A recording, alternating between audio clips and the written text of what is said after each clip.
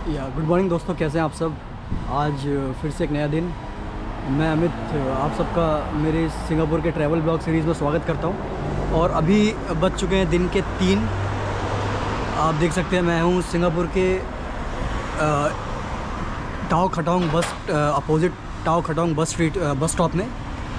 तो आज हम लोग जाने वाले हैं Merlion Park and East Coast Lagoon. ये 2 प्लेसेस है जो आज हम एक्सप्लोर करेंगे। तो यहाँ से मुझे लेनी है बस नंबर 48, जो कि हर 5 मिनट पे आती है। बस नंबर 48 से मुझे जाना है बुगी स्ट्रीट। बुगी स्ट्रीट से फिर शायद मुझे MRT लेना पड़ेगा, मेट्रो। तो मेट्रो से उसके बाद डायरेक्टली राफेल पैलेस जाना है। वहाँ से 500 मीटर की वॉक है और वॉक के बाद हम लोग मरलियन पार्क पहुँच जाएंगे। उसके बाद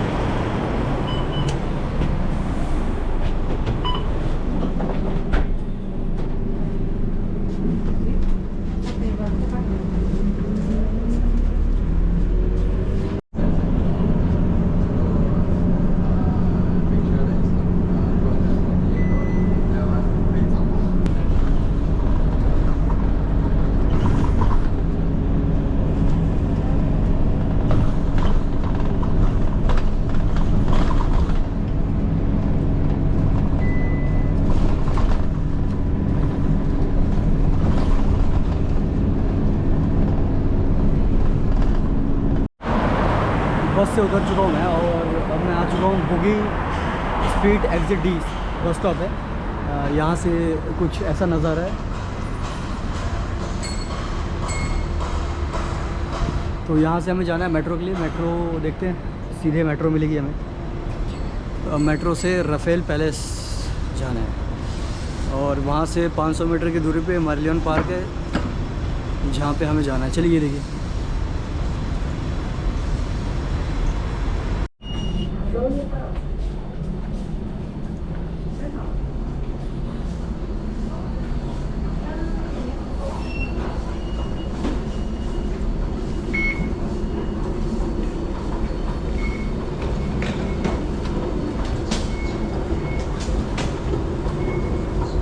देखिए ये रहा इनका मेट्रो स्टेशन बुगीज़ का। ये रहा इनका टिकट काउंटर इंफॉर्मेशन सेंटर।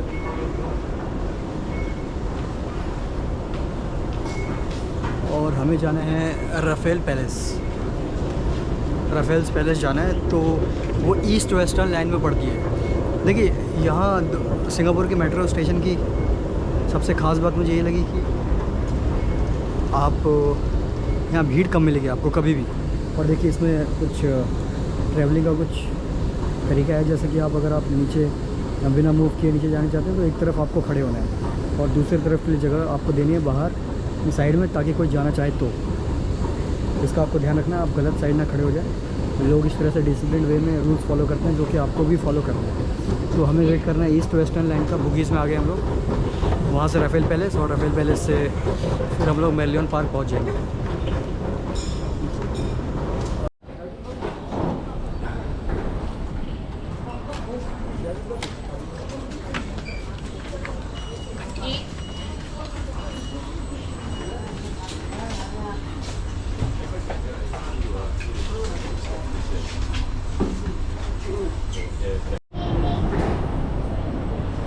इधर से आ गई।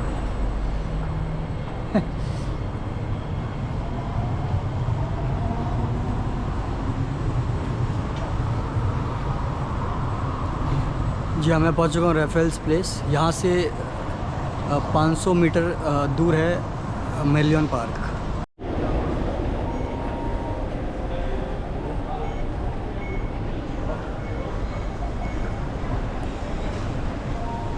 हाँ तो दोस्तों 16 सेंट मुझे पड़ा है वहाँ से बुगीज़ से यहाँ तक आने के लिए, 16 सेंट। और बस से मुझे ऑलमोस्ट $1.5 लगे थे बस में। जो मैं पहले बस पे 48 नंबर बस पे चढ़ा था, $1.50 के आसपास। तो ऑलमोस्ट मैं टोटल विदिन $2 मैं अपने राइफल्स प्लेस पे आ गया हूँ, जहाँ से मैं बाई वॉक जाऊँगा मरलिन पार्क।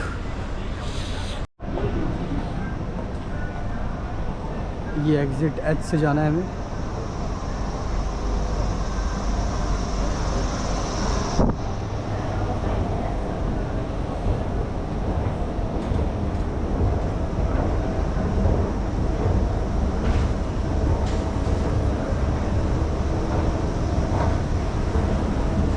देख सकते हैं आजू बाजू, यहाँ से ऑलमोस्ट 200 मीटर दूर है मेलियन पार्क।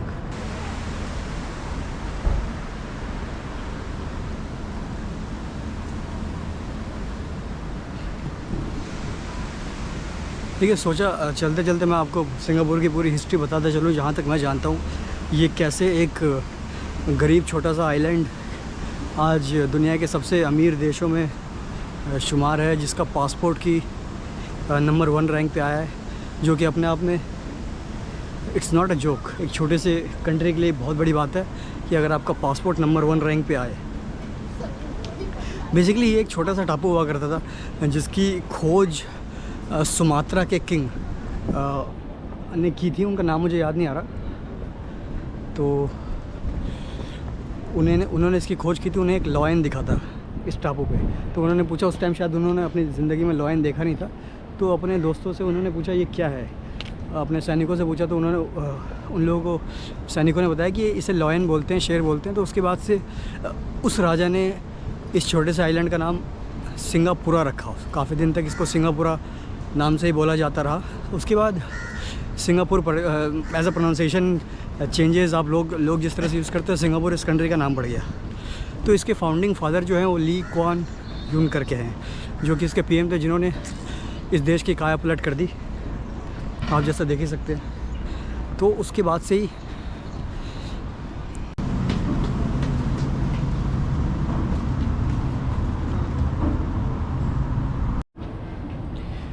देखिए, चलिए मैं इस कंट्री के थोड़े आपको हिस्ट्री की तरफ लेके जाता हूँ।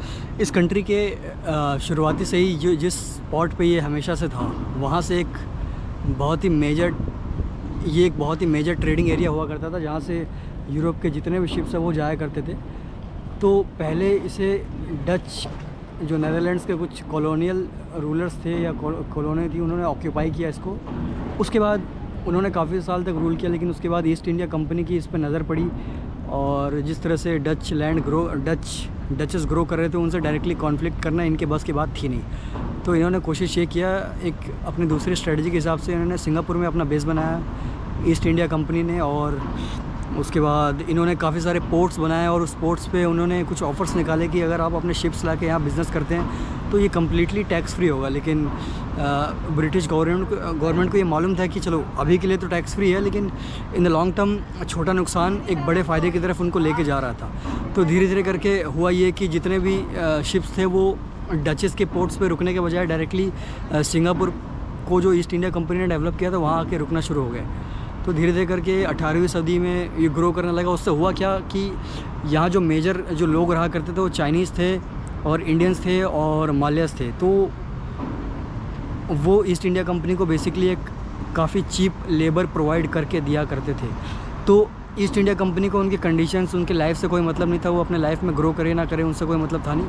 उन्हें बस उनसे एक चीप लेबर मिल रहा था, एक just like they were a slave for east India company, और उन्हीं से उतना ही मतलब रखा गया। ईस्ट इंडिया कंपनी ने कभी उनके ग्रोथ के लिए काम नहीं किया। उसके बाद धीरे धीरे ये एक अफ़ीम का अड्डा बन गया। लोग काफ़ी अफ़ीम लेने लगे, नशा करने लगे। उसके बाद यहाँ भुखमरी छा गई, गरीबी वो सभी काफ़ी पहले से ही थी। उसके बाद हमेशा से ही ये टापू इनसिक्योर था, इसके पास खुद की कोई आर्मी थी नहीं, तो हमेशा से ही ये ब्रिटिशर्स पे डिपेंड था। उसके बाद 1947 के बाद थोड़ी तख्ता पलट हुई, इस देश की काया पलट हुई। यहाँ के जो पीएम है ली क्वान वो आए, उन्होंने खुद की एक पार्टी बनाई, वो इलेक्शन में आया। उसके बाद से उन्होंने जो मेजर स्टेप्स लिए, वही कारण है जिसके कारण आज ये कंट्री यहाँ पहुँच चुका है। उन्होंने आते ही सबसे पहले ये डिसाइड किया, ये सोचा कि भाई हमारे पास खुद की कोई आर्मी तो है नहीं, तो कल को अगर ब्रिटिशर्स का हाथ हमसे हटता है तो हम अपने आप को डिफेंड कैसे करेंगे। तो इन्होंने काफ़ी सारे अपने डिप्लोमेटिक स्टंट्स किए, काफ़ी यूनियंस इन्होंने बनाई, काफ़ी फेडरेशंस इन्होंने बनाए। इन्होंने मलेशिया से बात की, मलेशिया से बोला कि भाई हमको अपने में मिला लो। काफ़ी दिन तक ये मलेशिया के हिस्से भी रहे, लेकिन उसके बाद कुछ शायद चाइनीज़ मुस्लिम्स और यहाँ के चाइनीज़ और मालयाज़ में कॉन्फ्लिक्ट्स के कारण, बार बार कॉन्फ्लिक्ट्स होने के कारण मलेशिया ने इनको बाहर कर दिया और कहा कि ये पार्टी कल को हो सकता है मलेशिया में आके डोमिनेंस दिखाए। और they were basically insecure from the Lee Kuan यूंग के पार्टी से इनसिक्योर थे। उसके बाद एक ये प्रेस कॉन्फ्रेंस करते हैं, उसमें भी देखा जाता है काफ़ी इमोशनल था। ये हमेशा से चाहते थे कि ये मलेशिया के पार्ट बने, क्योंकि छोटे सा एज अ स्मॉल आइलैंड इनके पास कोई खुद का आर्मी नहीं था, सिक्योरिटी नहीं थी। ये चाह रहे थे अगर खुद ग्रो करेंगे तो मलेशिया भी ग्रो करेगा, दोनों साथ साथ ग्रो करेंगे, GDP शेयर करेंगे, लेकिन ऐसा कुछ हो नहीं पाया। उसके बाद सीधे सीधे क्या होता है कि भाई इन्होंने कुछ हाउसिंग डेवलपमेंट स्कीम्स लाया। तो आप जब इस आइलैंड पे आएंगे तो आपको समझ में आएगा गरीबी और अमीरी का फ़र्क साफ साफ दिखाई देता है। पहले जहाँ झुग्गी झोपड़ियाँ हुआ करती थी वहाँ बड़ी बड़ी बिल्डिंगें यहाँ के प्रेसिडेंट ने हाउसिंग डेवलपमेंट बोर्ड के थ्रू बनाया, यहाँ के गरीब लोगों को घर दिया, उनको रहने को दिया, उनकी लिविंग स्टैंडर्ड्स अप की। उसके बाद इन्होंने काफ़ी बड़े बड़े बिजनेसेस को इनवाइट किया कि हमारे यहाँ से आप यहाँ के हेडक्वार्टर्स खोलिए हमारे, हम आपको पहले 2 साल टैक्स फ्री रखेंगे, कुछ टैक्स अलाउ इम्प्लीमेंट नहीं करेंगे। तो उस तरह से काफ़ी और भी स्ट्रेटजिक मूव्स किए इनके प्रेसिडेंट ने। और आप आज मेरे पीछे देख सकते हैं जितने भी मेजर बैंक्स के हेडक्वार्टर्स हैं वो आपको यहीं देखने को मिलेंगे। UOB हो, बैंक ऑफ अमेरिका हो, बैंक ऑफ सिंगापुर हो, US के जितने बैंक्स हैं, जितने भी सारे मेजर ब्रोकिंग हाउस है, इनका खुद का स्टॉक मार्केट का SGX इंडेक्स है, जो कि हर इंडियन इसे ट्रैक करता है अपने मार्केट में पैसा लगाने से पहले। तो ये सब कुछ इनकी हिस्ट्रीज़ हैं जो मैं चलते चलते आपको और भी एक्सप्लोर कराऊंगा। और चलिए मेरिलियन पार्क चलते हैं अभी। जी हाँ फ्रेंड्स, मैं पहुंच चुका हूँ मेरिलियन पार्क और मैं आपको जल्दी दिखाने वाला हूँ मेरिलियन, जिसको कि आप हमेशा एज अ सिंगापुर का landmark, as a unique symbol देखते हैं। तो ये रहा वो मेरिलियन। आप सोच रहे होंगे इतना छोटा, क्या ये मजाक कर रहा है? हाँ मैं मजाक कर रहा हूँ। ये मेन जो है लॉयन नहीं है जो आपको सिंगापुर का एज आइकन देखने को मिलता है। जो मेन है वो मैं आपको दिखाता हूँ अभी चल।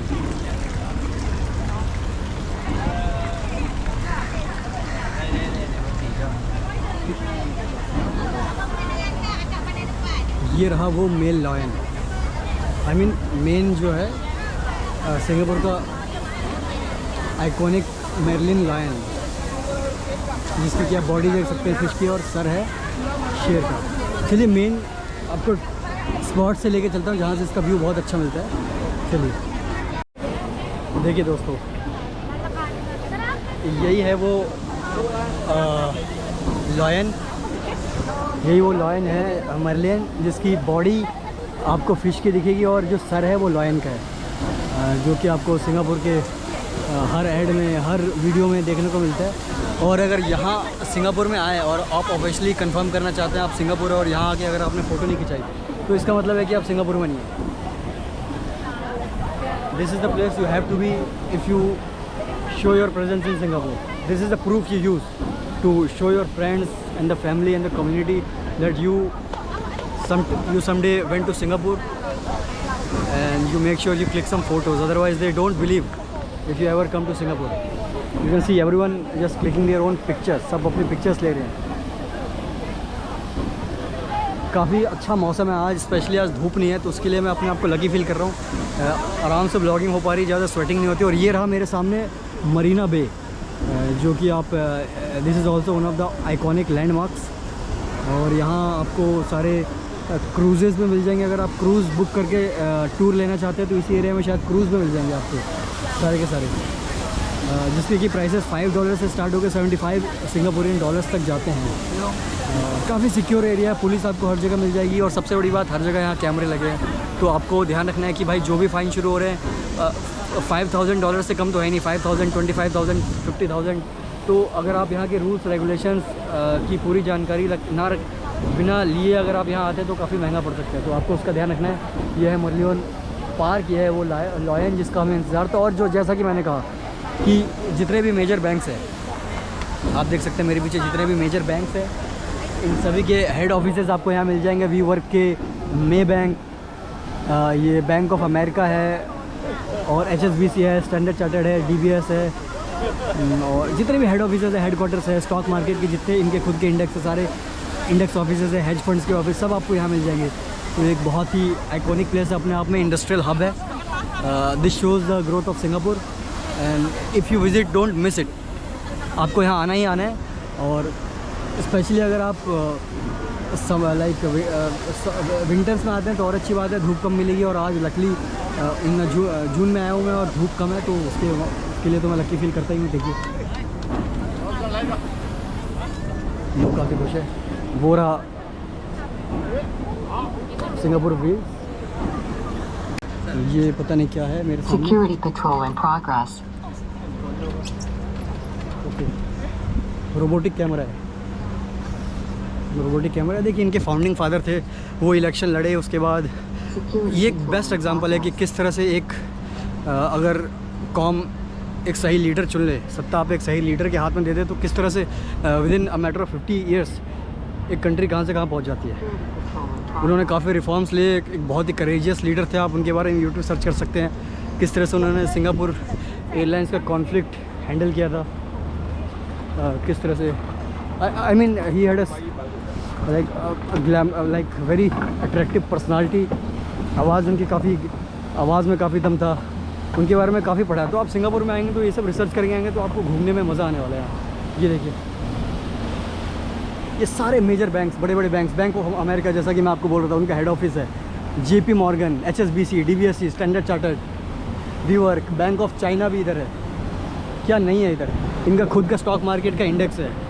कोई भी इंडियन इन्वेस्टर ट्रेडर जो स्टॉक मार्केट में ट्रेडिंग करके अपने दिन की शुरुआत करता है, पहले हमेशा SGX जो कि सिंगापुर का इंडेक्स है उसे ही चेक करता है। मोस्टली अगर वो पॉजिटिव है तो इंडियन मार्केट की भी पॉजिटिव जाने के चांसेस काफ़ी ज़्यादा हो जाते हैं। तो अगर आप स्टॉक मार्केट में इंटरेस्टेड है तो मेरी ये बात आप फॉलो कर सकते हैं। प्लस आप जितने भी हमारे स्टॉक मार्केट की बड़ी बड़ी निफ्टी 50s की बड़ी बड़ी कंपनीज़ हैं, उनके शेयर होल्डिंग पैटर्न्स में अगर आप जाके देखते हैं तो बाकायदा आप सिंगापुर गवर्नमेंट के स्टेक्स देखेंगे। Singapore government is so open to invest in India. They believe the India has got potential, we are gonna grow at a very fast pace. So इसलिए सिंगापुर और इंडियंस के relations भी काफ़ी अच्छे हैं। आपको यहाँ का वीज़ा लेने में कोई दिक्कत आने वाली है नहीं खास। और काफ़ी मुझे भी एक हफ्ते में वीज़ा मिल गया था। आपको मल्टीपल एंट्री, मल्टीपल जर्नी के वीज़ा मिलेंगे और आप फिर एक बार में 30 डेज़ का स्टे करके इस कंट्री को जितना चाहे उतना एक्सप्लोर कर सकते हैं। आई मीन एक ट्रैवलर के लिए 30 days is more than sufficient even for a blogger. अब मुझे पता नहीं यहाँ से मुझे कहाँ जाना है। अच्छा यहाँ से फिनिश है, मैं गलत डायरेक्शन में आ गया, मुझे डायरेक्शन चेंज करना पड़ेगा। देखिए सिंगापुर में जो करेंसी चलती है उसका नाम है सिंगापुरियन डॉलर्स, जो कि अभी $1 61 रुपीज़ के हिसाब से है, रेट चल रहा है। तो काफ़ी स्ट्रॉन्ग है, जो कि आप कंपेयर कर सकते हैं Canadian dollars, Australian dollars, New Zealand dollars, इन सब से काफ़ी स्ट्रॉन्ग है। उन सबको ओवरटेक कर चुका है। तो for job opportunities, business opportunities एक रेट का अच्छा फ़ायदा मिल जाता है आपको। और काफ़ी काम एंड कंपोज़र है, लोग काफ़ी चिल हैं, काफ़ी अच्छी वाइब्स हैं यहाँ। सब अपने काम से मतलब रखते हैं, ज़्यादा इंटरफेरेंस नहीं है, कोई भी सिक्योरिटी इश्यूज़ नहीं आने वाले आपको। आप किसी से यहाँ बहसबाजी करेंगे तो आप डिपोर्टेड है समझिए। So you have to be prepare for this kind of country, first world country. ये डेवलप्ड कंट्री है, this is not a developing country, this is a developed country.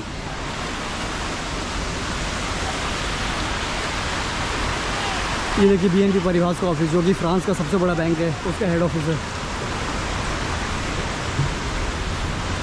इनके प्रेसिडेंट ने कुछ डेयरिंग मूव्स किए। इन्होंने काफ़ी बड़े बड़े बिजनेसेस को इनवाइट किया अपने पावर के टाइम में। उन्होंने कहा कि आप आइए, आपको काफ़ी सारे टैक्स बेनिफिट्स देंगे हम लोग।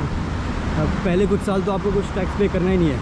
उससे होता ये है कि भाई कंपनी अपने बिज़नेस पर फोकस करके जितना हो सके उतना प्रॉफिट कमाती है बिना टैक्स पे किए, without the headache of paying tax to the government. They get the time to grow. So this is the reason people always love to invest in Singapore. देखिए सिंगापुर की एक सबसे बड़ी ख़ास बात यह है कि यहाँ आप फ़्लाइट पकड़ के सुबह आते हैं और शाम में वापस जाते जाते अपना बिज़नेस चालू कर सकते हैं। इस तरह का ईज़ ऑफ डूइंग बिज़नेस है। After New Zealand Singapore is second and Dubai is third. यहाँ ईज़ ऑफ डूइंग बिज़नेस बहुत अच्छा है। आप कोई भी बिज़नेस स्टार्ट कर सकते हैं कम से कम कैपिटल में। पेपर वर्क्स बहुत कम है, गवर्नमेंट का इंटरफेरेंस बहुत कम है, तो बिज़नेस का चलने के चांसेस काफ़ी ज़्यादा हो जाते हैं। तो उसका आपको ध्यान रखना है। For the business purpose this is the land of opportunities. Job तो मुझे पता नहीं जॉब किस तरह से यहाँ मिलते हैं, जॉब मार्केट कैसा है, हाउसिंग मार्केट कैसा है। बस ये एक दिक्कत की बात है कि यहाँ गरीबी और अमीरी का एक साफ फ़र्क आपको देखने को मिलता है। लेकिन यहाँ के जो गरीब है वो भी अमीर है, सिंपल सी बात है। और अमीर तो अमीर होते ही हैं, लेकिन ये है कि भाई यहाँ कोई आपको अनएम्प्लॉयड नहीं दिखेगा। आज मौसम काफ़ी ठंडा है, बारिश होने को थी लेकिन हुई नहीं। यहाँ आप देख सकते हैं काफ़ी लोग फिटनेस के पर्पज़ से रनिंग करते हुए दिख जाएंगे आपको। तो मल्टीपर्पज़ एरिया है, किसी ने किसी को रोका नहीं। आप इस बिल्डिंग्स में जाके इमरजेंसी में वॉशरूम भी यूज़ कर सकते हैं, there is nothing to worry. आप जा सकते हैं परमिशन लेके, काफ़ी होटल्स भी आपको मिल जाएंगे। आप चाहे तो बिल्डिंग भी एक्सप्लोर कर सकते हैं अगर आपके पास टाइम है तो।